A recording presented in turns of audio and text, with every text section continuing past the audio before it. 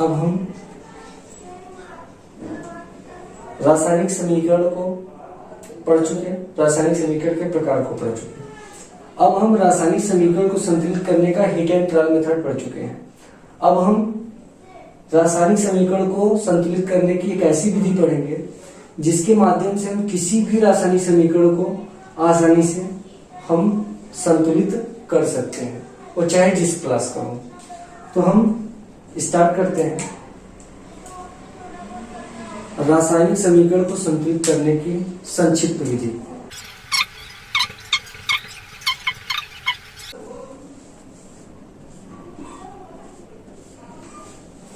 इस विधि को पढ़ने से पहले हम कुछ चीजों को समझ लेते हैं जिसको समझने से हमको आसानी किसी भी रासायनिक समीकरण को हल करने में प्रॉब्लम नहीं होगी। जैसे एग्जांपल के लिए, अगर कहीं NaCl यानी कि सोडियम क्लोराइड दिया है, तो हम इस सोडियम क्लोराइड के पहले किसी भी संख्या का गुणा कर सकते हैं। इसके पहले हम संख्या का गुणा कर सकते हैं, ये सही रहेगा। लेकिन अगर कहीं NaCl दिया है और हम सोचे कि यहां साइड में या इसके पास में गुणा कर दें, तो ऐसा हम नहीं कर सकते हैं। सबसे पहला नियम, इस नियम को पढ़ने से पहले हम कुछ बेसिक जान लेते हैं। अब अगर कोई चीज इधर पहले किसी संख्या का अगर हम गुणा कर देते, जैसे हम यहां पर लिख देते हैं 4NaCl, तो NaCl एक यौगिक है। NaCl एक यौगिक है। अगर इसके पहले हम किसी संख्या को लिखते हैं, तो ये NaCl के अणुओं की संख्या को दर्शाता है, यानी कि कितने अणु हैं। तो NaCl के टोटल कितने अणु हैं? 4। तो इस तरीके से हम समझते हैं। अब इस रासायनिक समीकरण को संतुलित करने के लिए हम बिल्कुल बेसिक से देखते हैं।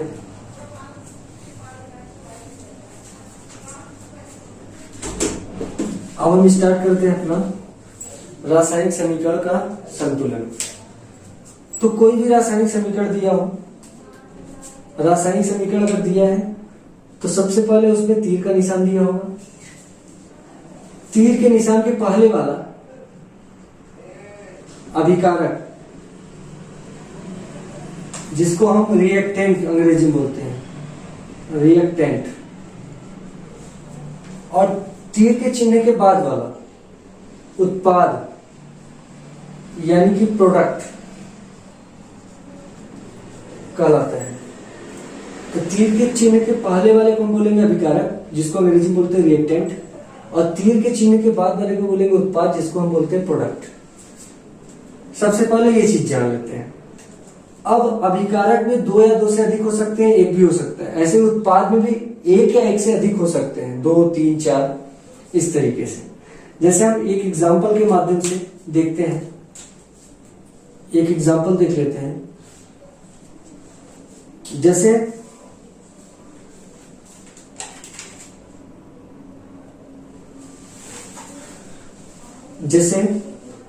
सोडियम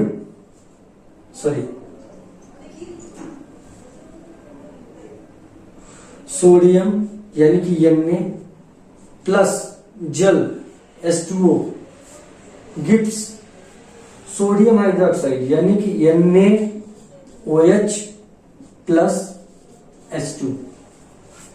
ये एक समीकरण हमने लिखा। अब ये समीकरण जो दिया हुआ है हमारा संतुलित समीकरण नहीं है, ये एक असंतुलित समीकरण है। और असंतुलित समीकरण को हम 3 नाम से जानते हैं। असंतुलित समीकरण या ढांचा समीकरण या इसी को कंकाली समीकरण भी बोलते हैं, कंकाली समीकरण। तो इसके 3 नाम है, असंतुलित समीकरण, ढांचा समीकरण या कंकाली समीकरण। तो इन तीनों में से कोई भी नाम हम यूज कर सकते हैं। तो ये असंतुलित रासायनिक समीकरण दिया हुआ है, इसको हमको संतुलित करना है। तो अब हम संतुलित करने का जो संक्षिप्त विधि है उसको पहले हम इस पर लागू करते हैं, पहले वाले पर। तो सबसे पहले यहां पर देखिए तो संख्या जो भी यहां पर तत्व है वो अकेले है। लेकिन यहां पर यही Na अकेले था और यहां पर Na जो है OH के साथ में है। तो अगर कोई यौगिक है, अगर कोई यौगिक दिया है, तो यौगिक के लिए हम क्या करते हैं, एक बड़े कोष्टक का प्रयोग करते हैं। यौगिक के लिए हम किसका प्रयोग करते हैं, एक बड़े कोष्टक का। बात समझ में आ जाएगी। हम यहां से स्टार्ट करते हैं। सबसे पहले हम अभिकारक में उपस्थित प्रत्येक तत्व को लिखते हैं, अभिकारक, और ये है हमारा उत्पाद। तो अभिकारक में सबसे पहला तत्व कौन सा है, सोडियम, Na है। तो हम सबसे पहले Na को लिख लेते हैं। ऐसे दूसरा तत्व देखिए, प्लस के बाद है तो क्या है ये, हाइड्रोजन। तो हाइड्रोजन को हम लिख लेते हैं। इसके बगल वाली संख्या नहीं लिखनी है, बस उस संख्या को लिखनी है, सॉरी उस तत्व को लिखना है। और हाइड्रोजन के बगल में कौन सा तत्व है, ऑक्सीजन। अब अगर यहां पर देखें तो सोडियम अकेले था, लेकिन ऑक्सीजन और हाइड्रोजन एक साथ थे। तो यहां पर हाइड्रोजन ऑक्सीजन अगर एक साथ है तो इनके लिए यह एक यौगिक हुआ, और यौगिक के लिए हम किसका प्रयोग करते हैं, कोष्टक का। तो हम यहां से यहां तक ऐसे कोष्टक बना लेंगे। अब आ जाते हैं उत्पाद में। इधर कोई और तत्व तो नहीं बचा, अब हम आ जाते हैं उत्पाद में। तो सबसे पहले यहां पर देखते थे यह एक यौगिक है, क्योंकि इसमें 2 या 3 तत्व है। तो हम क्या करेंगे, सबसे पहले पहला जो तत्व दिया वो क्या दिया है, Na, इसको अलग लिखेंगे। फिर उसके बाद क्या दिया है, ऑक्सीजन, ऑक्सीजन को अलग लिखेंगे। फिर हाइड्रोजन, एक के बाद एक के नीचे एक लिखेंगे। इतना हो गया। इतना लिखने के बाद यहां पर अगर हम देखें तो ये हमारा एक ग्रुप बना,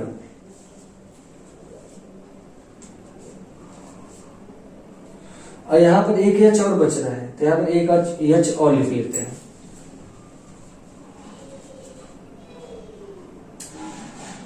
एक H अकेले था। अब हम यहां से स्टार्ट करते हैं। तो यहां पर अगर हम देखें तो सोडियम की संख्या कितनी है, 1 है। सोडियम में परमाणु संख्या 1 है। अब हाइड्रोजन में परमाणु संख्या कितनी है, 2, और ऑक्सीजन में परमाणु संख्या कितनी है, 1। ऐसे ही यहां पर लिख लेते हैं, सोडियम में परमाणु संख्या कितनी है, 1, ऑक्सीजन में कितनी है, 1, और हाइड्रोजन में कितनी है, 1। और यहां पर हाइड्रोजन अलग से था, इसमें 2। अब हम सबसे पहले उस तत्व को संतुलित करते हैं जिसके परमाणु की संख्या अधिक हो। तो यहां पर देखें तो Na 1, हाइड्रोजन के 2, यानी कि हाइड्रोजन सबसे पहले हमको संतुलित करना है। तो हाइड्रोजन देखें तो यहां पर 2 और 1 3 हाइड्रोजन है, और यहां पर कितना हाइड्रोजन है, 2। तो हम क्या करेंगे, हाइड्रोजन को हमको संतुलित करना है। तो हम छोटे को बड़ा कर सकते हैं, लेकिन बड़े को छोटा नहीं कर सकते। तो यहां पर हम क्या करेंगे, हाइड्रोजन को संतुलित करना है। तो यहां पर 2 है, और यहां पर कितना है, 2 और 1 3। अगर हम इसमें 2 का गुणा करें तो यह हो जाएगा 4, और यहां पर कितना है, 2 है। तो यहां पर भी 4 बनाना पड़ेगा। तो 4 बनाने के लिए हम क्या करते हैं, यहां से इसमें हम 2 का गुणा करते हैं, और यहां पर भी क्या करते हैं, 2 का गुणा कर देते हैं। तो अगर 2 का गुणा करते हैं तो 2 दूना के 4 हाइड्रोजन। अब यहां पर ग्रुप था ना, तो जिस संख्या का इसमें गुणा करेंगे उसका इसमें भी गुणा करेंगे। तो 2 1 कम 2, यानी कि अब हाइड्रोजन हो गया 4 अभिकारक में, और ऑक्सीजन हो गया 2। ऐसे यहां पर अगर देखें तो 2 1 कम 2 सोडियम, और 2 1 कम 2 ऑक्सीजन, और 2 1 कम 2 हाइड्रोजन।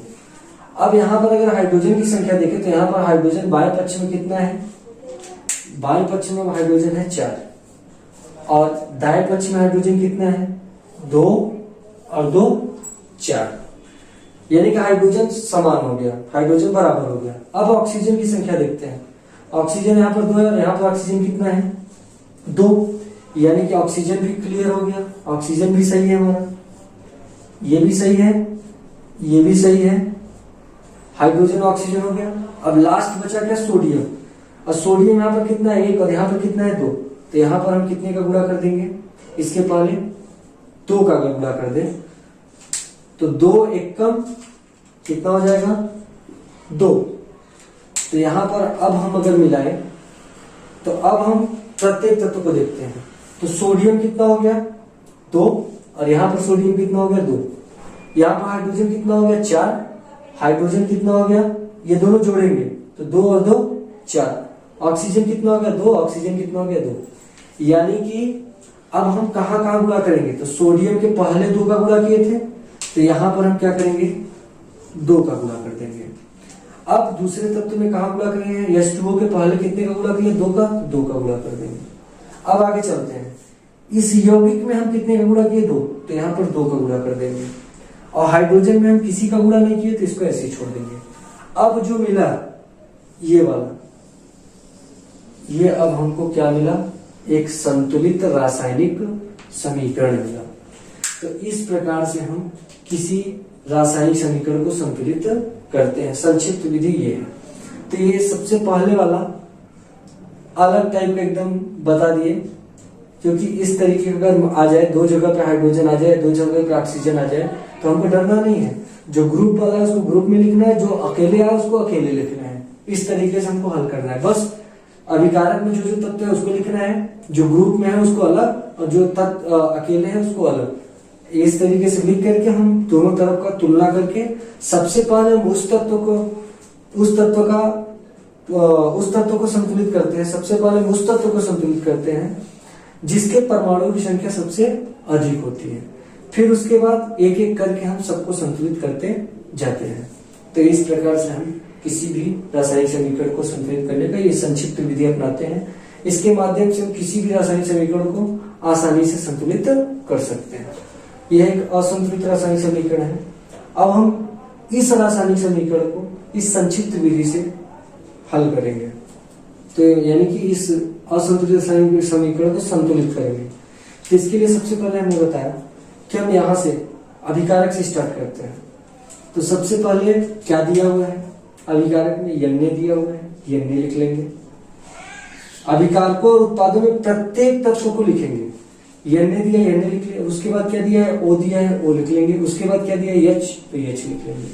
और ये तीनों एक यौगिक है, तो यौगिक को हम किससे डिनोट करते हैं, एक ग्रुप से। यानी कि बड़ा कोष्टक लगा के उसको ग्रुप में बताते हैं। तो इसका मतलब ये हुआ कि अगर हम किसी भी संख्या को अगर हम Na में गुणा करेंगे तो उसका ऑक्सीजन में भी गुणा करेंगे और हाइड्रोजन में भी गुणा करेंगे। इसका मतलब ये होता है। अब प्लस दिया है, उसके बाद फिर दूसरा दिया है, तो दूसरे को लिख लेंगे H, S और O दिया है, तो ये भी ग्रुप में है, तो इसको ग्रुप में लिख लेंगे। ऐसे ही अब हम दाईं तरफ आ जाते हैं। तो दाईं तरफ क्या दिया है, Na, इसके क्रम से देखना है। Na दिया है, फिर S दिया है, फिर O दिया है, और ये एक यौगिक है इसलिए ग्रुप लगा दिए। ऐसे ही यहां पर भी एक यौगिक है जल, तो H और O, और यहां पर भी एक ग्रुप बना देंगे। इतना करने के बाद अब हम प्रत्येक तत्व के परमाणु को लिख लेते हैं। तो Na में कितना दिया है 1, ऑक्सीजन में कितना दिया है 1, और हाइड्रोजन में कितना दिया है 1।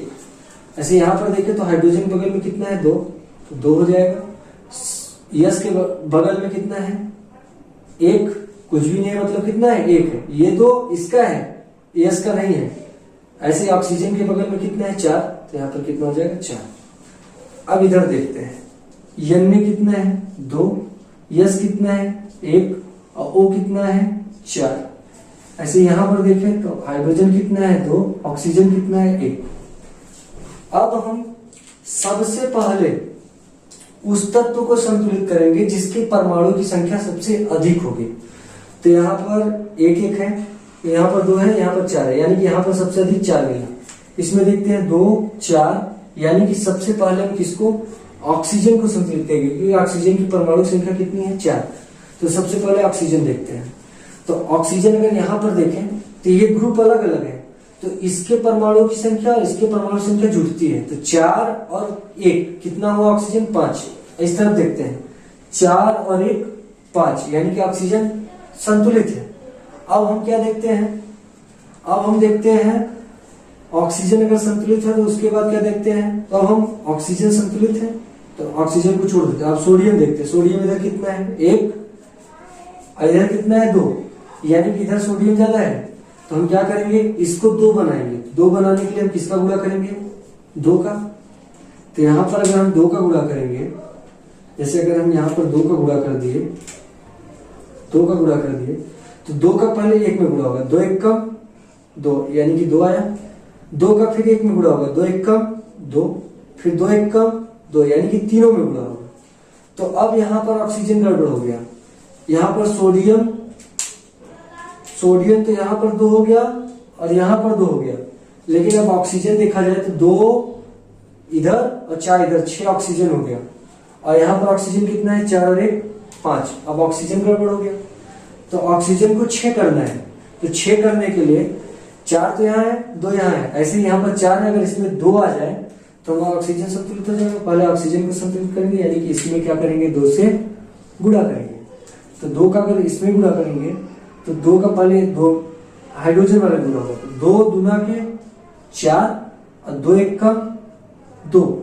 तो अब अगर देखा जाए तो ऑक्सीजन 2 और 4 6, और यहां पर भी ऑक्सीजन 4 और 2 6। ऑक्सीजन और सोडियम तो संतुलित हो गया। अब बचा क्या, अब बचा हमारा हाइड्रोजन गड़बड़ हो जा रहा है। हाइड्रोजन यहाँ पर कितना है, 4, और यहां पर हाइड्रोजन कितना है, 2 और 2 4। हाइड्रोजन भी 4 हो गया, 2 2 4। तो यहां पर अगर देखा जाए तो हाइड्रोजन कितना है, 2 और 2। ये हाइड्रोजन और ये हाइड्रोजन जुटेगा तो 2 2 4, और यहां पर हाइड्रोजन कितना है, 4। तो यहाँ पर एक तत्व सोडियम है, दूसरा तत्व ऑक्सीजन है, तीसरा तत्व हाइड्रोजन है और चौथा तत्व सल्फर है। तो अब सल्फर बचा, तो सल्फर यहाँ पर 1 है और यहाँ पर भी सल्फर कितना है, 1 है। तो इसमें 4 तत्व आए हैं, और चारों तत्व अगर देखें तो सोडियम को अगर देखें तो सोडियम यहाँ पर भी 2, यहाँ पर भी 2, सोडियम बराबर है। ऑक्सीजन देखते हैं, 2 और 4 6, 4 और 2 6, ऑक्सीजन भी बराबर है। अब हाइड्रोजन देखते हैं, हाइड्रोजन 2 और 2 4 बाएं पक्ष में और 4 दाएं पक्ष में, बराबर है। सल्फर देखते हैं, सल्फर यहाँ पर 1 है और यहाँ पर भी सल्फर कितना है, 1 है। अब कुछ नहीं करना है, बस जब बाएं पक्ष और दाएं पक्ष के प्रत्येक तत्व के परमाणु की संख्या समान हो गई तो अब हम देखेंगे किसका कहाँ गुणा किए हैं। तो पहले वाले यौगिक के पहले हम कितने का गुणा किए, 2 का। तो यहाँ पहला यौगिक ये था, क्योंकि इसी को हम इस तरीके से लिखे थे। तो इसके पहले अगर 2 का गुणा हुआ है तो इसके पहले भी हम कितने का गुणा करेंगे, 2 का। अब दूसरे वाले में कुछ गुणा हुआ है, नहीं हुआ है, इसके पहले कुछ भी नहीं आया है तो यहाँ पर गुणा नहीं होगा। अब इसको हम यहाँ पर लिखे तो इसमें कुछ गुणा हुआ है, नहीं, तो इसको ऐसे छोड़ देंगे। लेकिन दूसरे वाले में कितने का गुणा हुआ है, 2 का, यहाँ पर 2 बना देंगे। अब जो मिला हमको ये पूरा, अब जो ये पूरा मिला, यह एक संतुलित रासायनिक समीकरण है। यानी कि रासायनिक समीकरण को हम इस तरीके से संतुलित करते हैं।